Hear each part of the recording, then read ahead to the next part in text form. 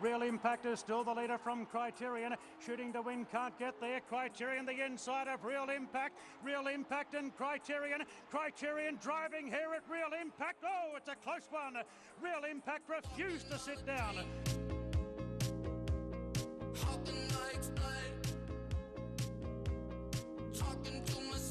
Japanese galloper Real Impact wins the George Rider just over Criterion Butch. In fact, Criterion got to the front there with about 100 to go.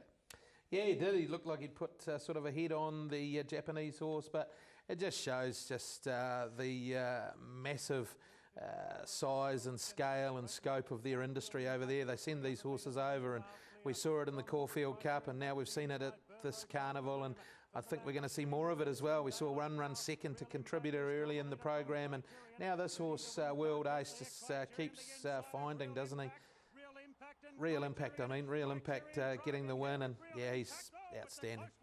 Dominant, aren't they? But gee, something's got to be said for the third horse, Kermit. That's two in a row now. He's unlucky. My God, he missed the kick. He got back, found trouble at a vital stage, and he made good ground. But geez, he'd be a frustrating horse to own.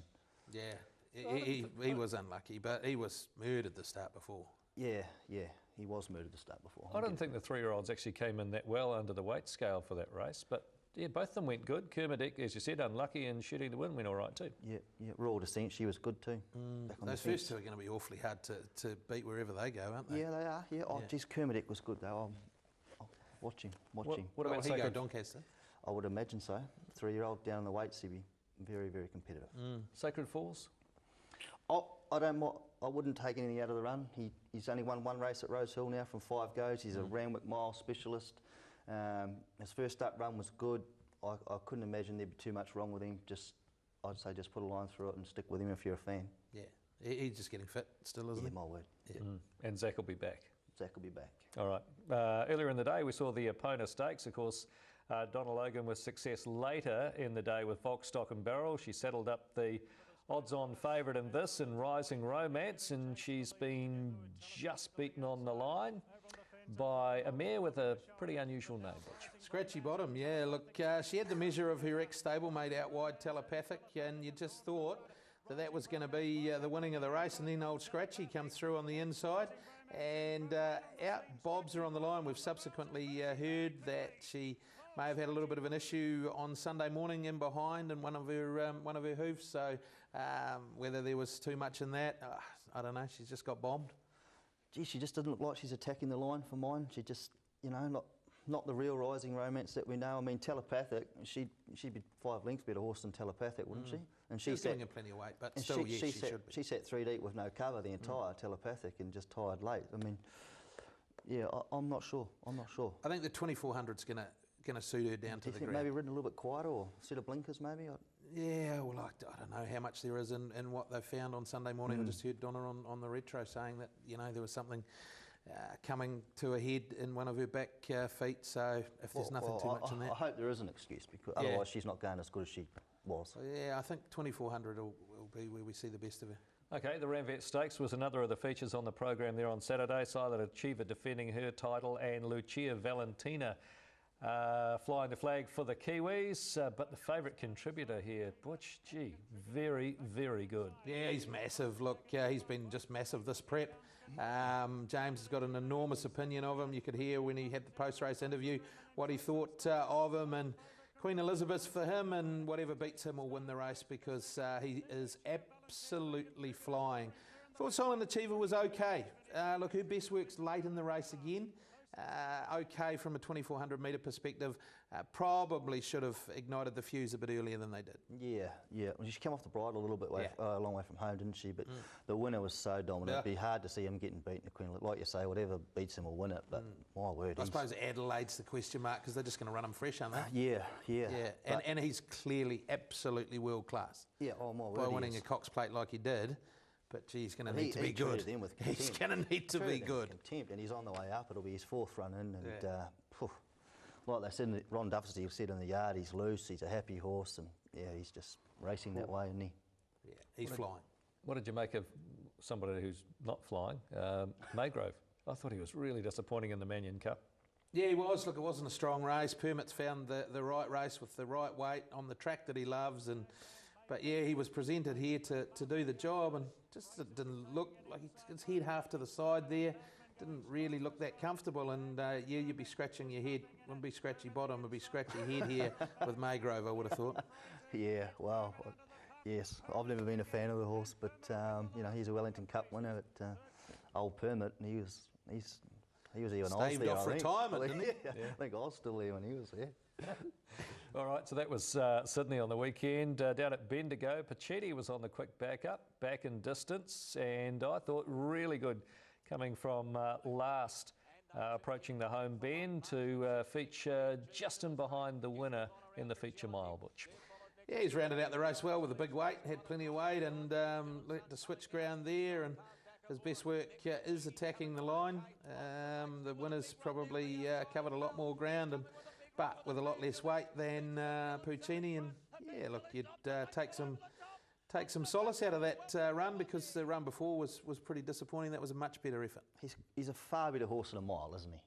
Let's be honest, like 2,000 metres and beyond he struggles. He's a far better horse in a mile, ridden quiet, relaxed, and having one run at the last. And you know, he'll get confidence from that after his failure last start, and hopefully he can go on with it. Just shows you what a dominant 3-year-old can do, doesn't it? Because you know, he's won a derby and won it pretty comprehensively. Exactly. He's never ever.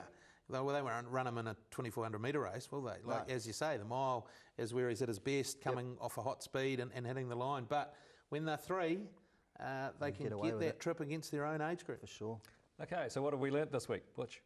I've learned that the Sydney Autumn Carnival is becoming the international meeting place that the people that have put it together have wanted. Look, we saw Contributor win the European import, we saw Volkstock and Barrel, the Kiwi horse, and we saw Real Impact, the Japanese raider, get the job done.